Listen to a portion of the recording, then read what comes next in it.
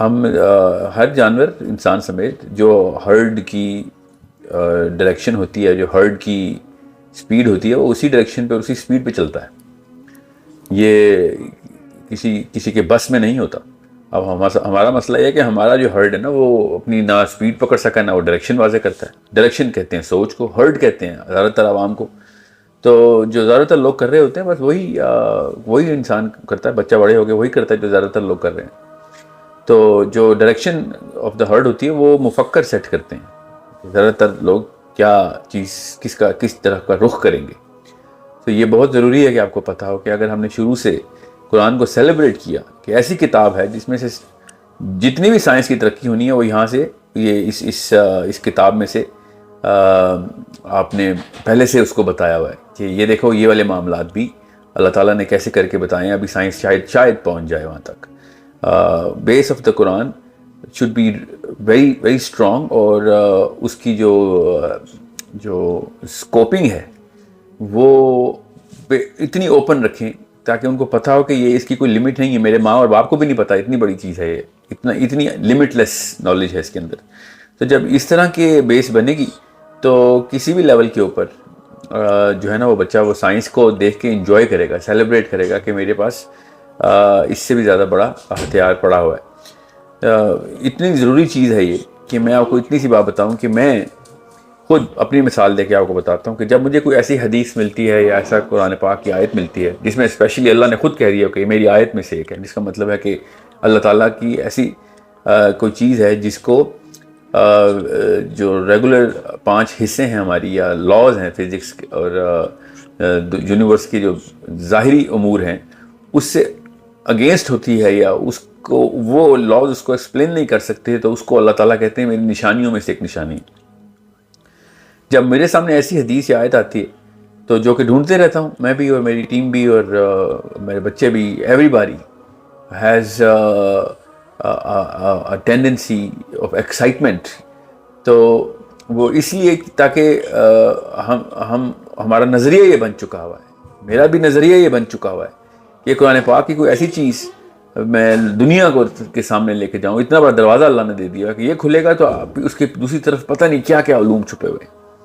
Because جیسے ذوالقرنین کی journey ہے، جب حضرت سلیمان کے ساتھ یہ واقعہ ہوا تھا اسی طرح کا، یا کسی بھی موقع پہ جب اس طرح کا کوئی واقعہ ہوتا ہے تو اللہ تعالیٰ کے نبی جو بھی ہیں وہ کہتے ہیں کہ یہ اللہ کی رحمت ہے جو میرے اوپر آئی ہے، میرے کا کوئی کام نہیں ہے اس میں سے، کیونکہ وہ اللہ کی ایسی نشانی ہے جو ظاہر ہو جاتی ہے. یا پھر کوئی ایسی ایسٹرونومیکل واقعات اللہ تعالیٰ جب بتاتے ہیں پھر کہتے ہیں میری نشانیوں میں سے ایک ہے. پھر معراج کے اوپر اللہ تعالیٰ نے کہا کہ میں نے تمہیں اپنی بڑی نشانیوں میں سے کچھ نشانیاں بتائیں. سورہ بنی اسرائیل میں جب اللہ تعالیٰ نے کہا کہ ہم ان کو رات ایک پہر میں اوپر لے گئے اور اس کو بڑی بڑی نشانیوں میں سے کچھ نشانیوں کا مشاہدہ کروایا.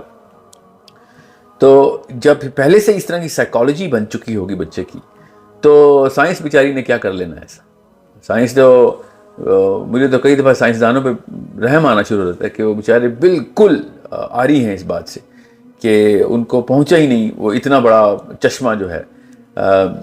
تو میں آپ کو ایک مثال دیتا ہوں اس کی تاکہ آپ کو پتہ چلے. جب پیرامڈس، گیزا کا پیرامڈ جب پوری طریقے سے اسٹڈی کرنا شروع کیا سائنسدانوں نے تو ان کو پتہ چلا کہ یہ اس چیز سے بنا ہوا ہے، اس پیمانے پہ بنا ہوا ہے، اتنی نشانیاں ہیں اس کے اندر کہ اگر ہم اس کو خالی جو نظر آ رہا ہے وہی پڑھ لیں تو ہمیں پتہ چلے کہ پوری کتاب ہے اور جو کھل کے بیان کر رہی ہے کہ کس طریقے سے یونیورس کے کنیکشن ہے اس کے اندر. اتنا زیادہ معجزاتی قسم کا یہ معاملہ ہے گیزا کا پیرامڈ اور باقی کے پیرامڈز بھی. سارے کے سارے پیرامڈز کا اپنی ایسی جگہوں کے اوپر موجود ہونا ہی.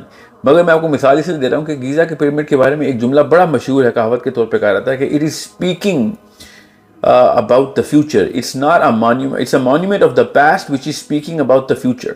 یہ ہر سائنسدان کہتا ہے کہ ہمارے پاس یہ ایسی قوت ہی نہیں ہے کہ ہم اس کو ایکسپلین کر سکیں. ہمیں یہ پتہ ہے کہ بہت بڑی چیز ہے، اس کے اندر پتھروں کی تعداد، اس کے اندر ہر جو اس کی اینگل ہے، اس اینگل کے اوپر پتھروں کی تعداد، total number of stones on that, the placement of the pyramid, the shafts inside the pyramid, اور the kind of material that was used in the pyramid. یہ ساری کی ساری چیزیں میں پیرامڈ کیوں بتا رہا ہوں کہ جیسے ہی ہمیں کوئی ایسا معجزہ ملتا ہے تو ہمیں پتہ چلتا ہے کہ it is a very deeper source of knowledge جس کے تھرو ایکسائٹمنٹ بڑھتی ہے.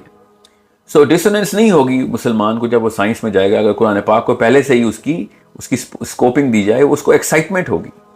حدیث کے اندر کوئی ایسی حدیث ہے جیسے کہ the earth stands on the hoof of the ox and the fish, یہ حدیث پڑھ کے تو میں ایکسائٹ ہو جاتا ہوں کہ کتنا ہی کوئی بڑا مطلب پیس آف دا پزل اللہ کے نبی علیہ السلام نے ہمیں دے دیا. سو فلا اقسم بمواقع النجوم, جب آیت پڑھتے ہیں تو دنگ رہ جاتے ہیں ایکسائٹمنٹ سے مسلمان کہ کیا ہی کوئی بڑی بات ہے جو اللہ نے بھی کہہ دیا کہ اس سے بڑی کیا قسم ہونی, کہ تمہیں اگر پتہ چل جائے نا کہ کتنی بڑی قسم اللہ نے اٹھائی ہے. خود کہہ رہے ہیں اللہ تعالیٰ کی آیت میں. تو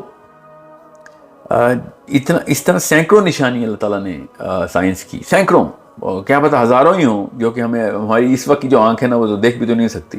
سو جب ایک مسلمان کی ٹریننگ اس طریقے سے کی جائے گی تو اس کو اسی طرح سے پھر اور زیادہ جدت, اور زیادہ خوشی, اور زیادہ ایکسائٹمنٹ, اور زیادہ سپیڈ پکڑے گا وہ.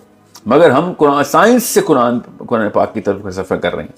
ہمیں چاہیے ہم قرآن پاک سے سائنس کی طرف کا سفر کریں اور پھر اس کو ایوالو کر کے کہیں اور لے جائیں. So this is something which is a point of view of all of those Muslims جن کو گفٹ ملتا ہے اگر وہ ایمان لے آئیں.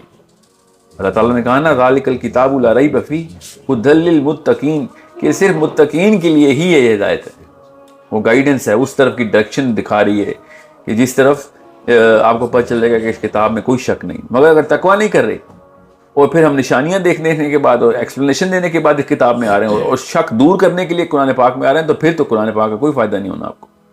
میں آپ کو بتا رہا ہوں, اللہ تعالیٰ نے خود بتا دیا کہ اگر تمہیں سورس آف نالج اور گائیڈنس چاہیے, یہ فزکس کیمسٹری تو بہت چھوٹی چیزیں ہیں, پتہ نہیں کیا کیا ہم نے ابھی جسٹ لگانی ہے آگے.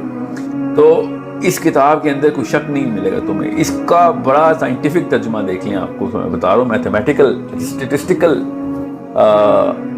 جو ہے نا وہ نظریہ لیں کہ کسی بھی چیز کے اوپر جو سائنس بھی شک میں پڑی ہوئی ہے اس شک کو بھی یہ قرآن پاک دور کر دے گا, کیونکہ اس طرح کے مضمون ہیں اس کے اندر جو کہ فزکس کی مضمون ہیں, بایولوجی کے مضمون ہیں.